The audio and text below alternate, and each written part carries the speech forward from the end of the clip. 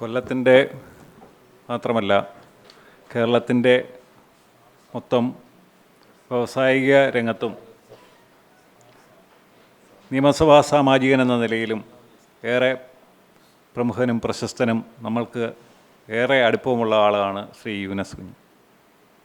കൊല്ലത്തിൻ്റെ മാധ്യമ സമൂഹവുമായി വളരെ തൊട്ടുചേർന്ന ബന്ധമാണ് അദ്ദേഹത്തിൻ്റേത്. നമ്മുടെ മുൻതലമുറയിൽപ്പെട്ട പല മാധ്യമപ്രവർത്തകരുമായി പിന്നീട് വന്നവരായും വളരെ അടുത്ത് പരിചയവും സൗഹൃദവും സൂക്ഷിച്ചിരുന്ന വ്യക്തിത്വം. 2 വർഷങ്ങൾക്ക് മുമ്പ് അദ്ദേഹം നമ്മളെ വിട്ടുപിരിഞ്ഞു. അദ്ദേഹത്തിൻ്റെ പേരിൽ ശ്രീ യൂനസ് കുഞ്ഞിൻ്റെ പേരിലുള്ള ട്രസ്റ്റ് ഒരു അവാർഡ് മാധ്യമമേഖലയിൽ പ്രിൻ്റ് മേഖലയിൽ പ്രവർത്തിക്കുന്നവർക്ക് പ്രഖ്യാപിച്ചിരുന്നു. കഴിഞ്ഞ വർഷമാണ് തുടങ്ങിയത്. നമ്മുടെ കേരളത്തിലെ ഏറ്റവും പ്രധാനപ്പെട്ട ഒരു മാധ്യമ അവാർഡ് എന്ന് പറഞ്ഞാൽ അതിൻ്റെ സാമ്പത്തികമായാലും അതിൻ്റെ എല്ലാ കാര്യത്തിലും ഏറ്റവും പ്രധാനപ്പെട്ട എന്ന് പറഞ്ഞാൽ വിലപ്പെട്ട ഒരു അവാർഡ് അദ്ദേഹത്തിൻ്റെ സ്മരണയ്ക്കായി ഏർപ്പെടുത്തണമെന്ന് ആവശ്യപ്പെടുകയും കഴിഞ്ഞ പ്രാവശ്യം നമ്മൾ ആദ്യത്തെ അവാർഡ് നൽകുകയും ചെയ്തിട്ടുണ്ട്. അതിനകത്തൊരു പ്രധാന പ്രത്യേകത എന്ന് പറഞ്ഞാൽ പ്രിൻ്റ് മീഡിയയെ സംബന്ധിച്ചിടത്തോളം പറയുമ്പോൾ സാധാരണ മലയാളം പത്രങ്ങൾ മാത്രമാണ് പരിഗണിക്കാറുള്ളത്. അപ്പോൾ നമ്മുടെ നൗഷാദ് യൂനുസ് സാറിൻ്റെ പ്രത്യേക അഭ്യർത്ഥന പ്രകാരം നമ്മളത് ഇംഗ്ലീഷ് പത്രം കൂടെ പരിഗണിക്കുകയും കഴിഞ്ഞ പ്രാവശ്യം ദ ഹിന്ദു പത്രത്തിന് ആണ് കഴിഞ്ഞ പ്രാവശ്യത്തെ പ്രിൻ്റ് മീഡിയ അവാർഡ് കിട്ടിയത്. അപ്പം ഡോക്ടർ യൂനുസ് കുഞ്ഞിനെ സംബന്ധിച്ചിടത്തോളം പറയുമ്പോൾ അദ്ദേഹം 2 മേഖലകളിലാണ് തൻ്റെ കയ്യൊപ്പ് ചാർത്തിയത്. ആദ്യമായിട്ട് അദ്ദേഹം നമ്മളെല്ലാം അറിയാം താഴേക്കിടയിൽ നിന്ന് വളരെ താഴേക്കിടയിൽ നമുക്കെല്ലാവർക്കും അറിയാം, അതൊന്നും മറച്ചു വയ്ക്കേണ്ട കാര്യമല്ല. അദ്ദേഹം തന്നെ പല പ്രാവശ്യം നമുക്ക് മുമ്പിൽ പറഞ്ഞിട്ടുള്ളതാണ്. വളരെ താഴേക്കിടയിൽ നിന്ന് ഉയർന്നു വന്നൊരു വ്യവസായിയാണ്. വളരെ സ്വന്തം അധ്വാനം കൊണ്ട് വളർന്നു വന്ന വ്യവസായിയാണ്. അതിനുശേഷം അദ്ദേഹം വിദ്യാഭ്യാസ മേഖലയിലേക്ക് കടക്കുകയും ഒരുപാട് നിരവധി വിദ്യാഭ്യാസ സ്ഥാപനങ്ങൾ അദ്ദേഹം സ്ഥാപിക്കുകയും ചെയ്തിട്ടുണ്ട്. അപ്പം ഈ 2 മേഖലകൾ, 1 വ്യവസായം, 2 വിദ്യാഭ്യാസം. അപ്പം ആദ്യത്തെ അവാർഡ് നമ്മൾ കൂടിയാലോചിച്ചപ്പോൾ അത് വ്യവസായ മേഖലയുമായി ബന്ധപ്പെട്ട റിപ്പോർട്ടുകൾ കൊടുക്കണമെന്ന് തീരുമാനിക്കുകയും കഴിഞ്ഞ പ്രാവശ്യം അതങ്ങനെ ചെയ്യുകയും ചെയ്തു. അപ്പം നല്ല മികച്ചൊരു തുക നമുക്ക് അവാർഡായിട്ട് കൊടുക്കണമെന്ന് തീരുമാനിച്ചു. 25,000 രൂപ. ഇന്നിപ്പം കേരളത്തിൽ സാധാരണ നമ്മൾ അറിയുന്ന അവാർഡുകളൊക്കെ തന്നെ 10,000 രൂപയാണ് പരമാവധി. അപ്പം എനിക്ക് തോന്നുന്നത് ഇപ്പം കേരളത്തിൽ കൊടുക്കുന്ന മാധ്യമ അവാർഡുകളിൽ ഏറ്റവും ഉയർന്ന തുകയാണ്. 25,000 രൂപയുടെ അവാർഡാണ്. പിന്നെ അദ്ദേഹം പ്രശസ്തി പത്രവും പിന്നീട് പ്രത്യേകമായി രൂപകൽപ്പന ചെയ്ത ശില്പവുമാണ് കൊടുക്കുന്നത്.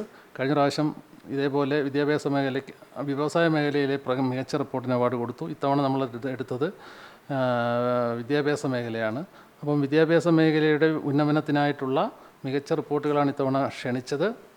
അതിൽ പ്രിൻ്റ് മീഡിയയിൽ നിന്ന് നമുക്ക് 9 എൻട്രികളാണ് ലഭിച്ചത്. കേരളത്തിന് അങ്ങോളം ഇങ്ങോളമുള്ള എല്ലാ മാധ്യമങ്ങളിൽ നിന്നും റിപ്പോർട്ടുകൾ എൻട്രികളായി വരികയും അത് പിന്നീട് അതിൻ്റെ കൂടെ തന്നെ ദൃശ്യമാധ്യമത്തിൽ നിന്ന് 6ഓളം എൻട്രികളും ലഭിക്കുകയുണ്ടായി. അപ്പോൾ അത് വിദഗ്ധ സമിതിയെ കൊണ്ട് തന്നെ അതിനെക്കുറിച്ച് പറയാം ആരൊക്കെയാണെന്നുള്ള ആ മേഖലയുമായി ബന്ധപ്പെട്ട എക്സ്പേർട്ടുകളായിരുന്നു ജഡ്ജിങ് കമ്മിറ്റി. അവർ അത് വളരെ വിശദമായിട്ട് വിശകലനം ചെയ്യുകയും 50 മാർക്ക് കട്ട് ഓഫ് മാർക്ക് വെച്ചിട്ട് അത് മാർക്കിടുകയും അതിൽ 2 പേർക്ക് ദൃശ്യമാധ്യമ മേഖലയിൽ നിന്നും പ്രിൻ്റ് മീഡിയയിൽ നിന്നും ഏറ്റവും മികച്ച 2 റിപ്പോർട്ടുകൾക്കാണ് ഇപ്പോൾ അവാർഡ് കൊടുക്കുന്നത്. പിതാവ് യൂനസ് കുഞ്ഞ് സാഹിബ് നമ്മളെല്ലാം വിട്ട് പിരിഞ്ഞ് കഴിഞ്ഞിപ്പം 3 വർഷം തികയാണ്. മൂന്നാം വർഷത്തിലേക്ക് കടക്കുന്നു. അപ്പോൾ ഇന്ന് രാവിലെ മുതൽ എൻ്റെ അനുസ്മരണ ചടങ്ങുകൾ പലതും എല്ലാ സ്ഥാപനങ്ങളിലും പബ്ലിക്കിലും ഒക്കെ ആയിട്ട് നടന്നുകൊണ്ടിരിക്കുകയാണ്. അപ്പോൾ അദ്ദേഹത്തിൻ്റെ പേര് നിലനിൽക്കാൻ എന്ത് ചെയ്യണമെന്നുള്ളത് മാധ്യമ സുഹൃത്തുക്കളോട് ആലോചിച്ചപ്പോഴാണ് ഇങ്ങനെ ഒരു അവാർഡിൻ്റെ കാര്യം പറഞ്ഞത്. അപ്പോൾ ഈ കൊല്ലം പ്രസ് ക്ലബ്ബ് നിലനിൽക്കുന്നിടത്തോളം കാലം ഈ അവാർഡുകൾ പോയിക്കൊണ്ടേയിരിക്കണം. അതുകൊണ്ട് കൊല്ലം പ്രസ് ക്ലബ്ബ് തന്നെയാണ് ഇത് ഓർഗനൈസ് ചെയ്യുന്നതും ഞങ്ങളതിൻ്റെ പ്രധാന ബാക്കപ്പ് ചെയ്യുന്നു ട്രസ്റ്റ്. അപ്പോൾ ഏറ്റവും സുതാര്യമായ രീതിയിൽ തന്നെ അത് ചെയ്യണമെന്ന് പറഞ്ഞതിൻ്റെ അടിസ്ഥാനത്തിൽ ഏഷ്യാനെറ്റ് ന്യൂസ് മുൻ ഡയറക്ടർ ശ്രീ MG രാധാകൃഷ്ണൻ, അദ്ദേഹമായിരുന്നു ഒരു ജഡ്ജി. അതുപോലെ executive editor Shri S Biju, Kerala സർവകലാശാല കാര്യവട്ടം ക്യാമ്പസ് മലയാള വിഭാഗം അധ്യാപകനും സർവകലാശാല സിൻഡിക്കേറ്റ് അംഗവുമായ ഡോക്ടർ S നസീബ് എന്നിവരും അവാർഡ് നിർണയ കമ്മിറ്റിയിലുണ്ടായിരുന്നു.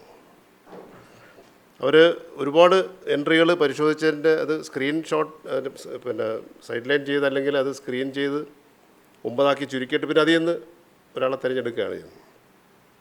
പത്രമാത്രം അത് വളരെ കൃത്യമായ രീതിയിൽ അവർ ജോലി നിർവഹിച്ചു. അതിന് പ്രത്യേകം നന്ദി അറിയിക്കുകയാണ് അവരോട്. അങ്ങനെ 2 പേരെ തിരഞ്ഞെടുത്തു. ഒന്ന് ദൃശ്യമാധ്യമത്തിൽ നിന്നും മറ്റൊന്ന് പത്രമാധ്യമത്തിൽ നിന്നും. അപ്പോൾ ഞാൻ തിരഞ്ഞെടുത്ത അദ്ദേഹത്തിൻ്റെ പേരിവിടെ പറയാം. അച്ചടി മാധ്യമങ്ങളിൽ നിന്നും ലഭിച്ച എൻട്രികളിൽ നിന്നും സമിതി വിലയിരുത്തി തിരഞ്ഞെടുത്തത് ആർ സാമ്പൻ, ജനയുഗം പത്രത്തിലാണ് അദ്ദേഹം വർക്ക് ചെയ്യുന്നത്. അതുപോലെ ദൃശ്യമാധ്യമത്തിൽ നിന്നും ഷിനോജ് ST മാതൃഭൂമി ന്യൂസിൻ്റെ റിപ്പോർട്ടറാണ്. അപ്പോൾ വിദ്യാഭ്യാസ മേഖലയെക്കുറിച്ചുള്ള സമഗ്രമായ ഒരു നല്ല റിപ്പോർട്ടിന് മേളിലാണ് ഈ അവാർഡ് നിങ്ങൾ തീരുമാനിച്ചത്. ഈ അവാർഡ് നിർണയം കുറച്ച് സങ്കീർണമായിരുന്നു എന്ന് ആദ്യമേ പറയട്ടെ. മറ്റൊന്നും കൊണ്ടല്ല, ഫാത്തിമാത ട്രസ്റ്റ് ഈ അവാർഡ് നിർണയത്തിന് കൊല്ലം പ്രസ് ക്ലബ്ബുമായി സഹകരിക്കുമ്പോൾ എന്നും ആവശ്യപ്പെട്ടിട്ടുള്ളത് തികച്ചും കുറ്റമറ്റ രീതിയിലായിരിക്കണം ഇതിൻ്റെ വിധി നിർണയം എന്നുള്ളതാണ്.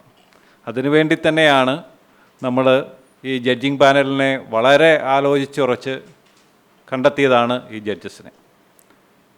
അത് മറ്റൊരു കാര്യം ഈ അവസരത്തിൽ പറയുക ആഗ്രഹിക്കുന്നു. നമ്മളിതിൻ്റെ ഡീറ്റെയിൽസ് അവർക്ക് അയച്ചു കൊടുത്തപ്പോൾ അവരോട് ആവശ്യപ്പെട്ടിരുന്നു, നിങ്ങളിത് വെറുതെ മാർക്കിട്ട് അയക്കുക അല്ല വേണ്ടത്, പകരം ഇതിൻ്റെ ഗുണങ്ങൾ മാത്രമല്ല ഈ റിപ്പോർട്ടുകളുടെ ദോഷങ്ങളടക്കമുള്ള കാര്യങ്ങൾ കൂടി വിശദീകരിച്ചിട്ടുള്ള ഒരു ഡീറ്റെയിൽഡ് റിപ്പോർട്ടാവണം ഇതിനൊപ്പം തരേണ്ടത് എന്ന്. നമ്മളുടെ ആ ഒരു അഭ്യർത്ഥനയുടെ ആ ഒരു വശം ശരിയായ രീതിയിൽ ഉൾക്കൊണ്ടുകൊണ്ടാണ് അവർ ആ വിലയിരുത്തൽ നടത്തിയിട്ടുള്ളത്. അതിൻ്റെ റിപ്പോർട്ട് ഇവിടെ ഉണ്ട്, നമ്മൾക്ക് ആർക്ക് വേണമെങ്കിലും പിന്നീട് അത് നോക്കാം. അതിലെനിക്ക് എപ്പോഴും വളരെ അത്ഭുതം തോന്നിയ ഒരു കാര്യം, ഈ അവാർഡ് ദൃശ്യമാധ്യമ മേഖലയുമായി ബന്ധപ്പെട്ടും പ്രിൻറ്റിനെ പറ്റിയുമാണെങ്കിലും 2 മേഖലയിലും വളരെ വിദഗ്ധരാണ് ഇത് നോക്കിയിരുന്നത്. അതിൽ ഒരാൾ അയച്ചു തന്ന റിപ്പോർട്ടെന്ന് പറയുന്നത് ഏതാണ്ട് 10 പേജോളം വരും. അങ്ങനൊരു അവാർഡ് വിലയിരുത്തൽ ഞാനിതുവരെ കണ്ടിട്ടില്ല. ഓരോ വിഷയത്തെക്കുറിച്ചും എങ്ങനെയൊക്കെയാണ് ഇത് സമീപിച്ചിട്ടുള്ളത്, എത്ര ആംഗിളിലേക്ക് ഇത് പോയിട്ടുണ്ട്, ആ രീതിയിൽ ആണ് ഇത് ജഡ്ജ് ചെയ്ത് അയച്ചത്. പത്രമാധ്യമത്തിൽ 9 എൻട്രികളാണ് വന്നത്. അതിൽ ഇടുക്കി ബ്യൂറോ ചീഫായിട്ടുള്ള സാമ്പൻ ചേട്ടൻ്റെ എങ്ങനെ കെട്ടു നക്ഷത്ര വെളിച്ചം എന്ന് പറയുന്ന ഒരു വാർത്താ പരമ്പര ഏക അധ്യാപക വിദ്യാലയത്തിൻ്റെ അധ്യാപക തസ്തിക നിർത്തലാക്കിയതിനെക്കുറിച്ചുള്ള ഒരു പരമ്പരയായിരുന്നു. ആദിവാസി കോളനിയായിട്ടുള്ള ഊരിലെ കുട്ടികളുടെ വിദ്യാഭ്യാസം മുടങ്ങുന്നത് സംബന്ധിച്ചൊരു പരമ്പരയായിരുന്നു. അത് നവംബർ 15 മുതൽ 6 ലക്കങ്ങളായി പ്രസിദ്ധീകരിച്ച ഒരു പരമ്പരയാണ്. ദൃശ്യമാധ്യമ റിപ്പോർട്ടിൽ ഷിനോജ്, മാതൃഭൂമി ന്യൂസിൻ്റെ കോട്ടയം റിപ്പോർട്ടർ ഷിനോജ് STയുടെ കുറിച്ചിയിൽ ഒരു സർക്കാർ ഹയർ സെക്കൻഡറി സ്കൂളിൽ സോളാർ പാനലുമായി സ്ഥാപിച്ചതുമായി ബന്ധപ്പെട്ട ഒരു വാർത്തയ്ക്കാണ് പുരസ്കാരം വന്നത്. ദൃശ്യമാധ്യമത്തിൽ 6 എൻട്രികളാണ് ഉണ്ടായത്. അന്നേരം നമുക്ക് ഇനി വരും കാലഘട്ടത്തിൽ കൂടുതൽ എൻട്രികൾ വരുത്തി കൂടുതൽ നല്ല രീതിയിലുള്ള ഒരു മത്സരം വന്ന് ഏറ്റവും മികച്ച ഒരു സ്റ്റോറികൾക്ക് അവാർഡ് കിട്ടുന്ന തരത്തിലേക്ക് കാര്യങ്ങൾ പോകണമെന്നുള്ളതാണ് അഭിപ്രായം. എന്തായാലും ഈ പരിപാടി ഈ മാസം അവസാനത്തോടു കൂടി നടത്താനാണ് തീരുമാനിച്ചിട്ടുള്ളത്.